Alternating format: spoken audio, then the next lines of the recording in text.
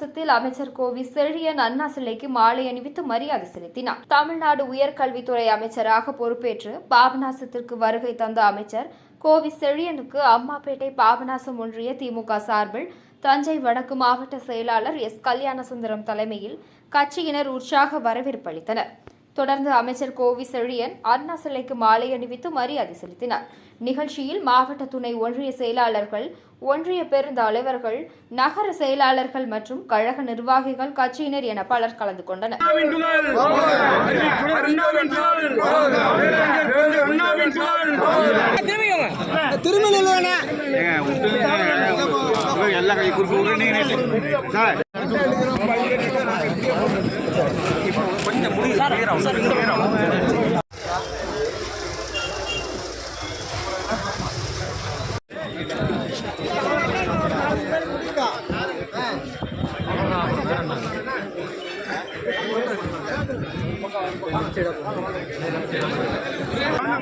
நீங்க செல்ல பிடிப்போம். இங்க பாருங்க, இங்க பாருங்க. நல்லா கேப் போட்டு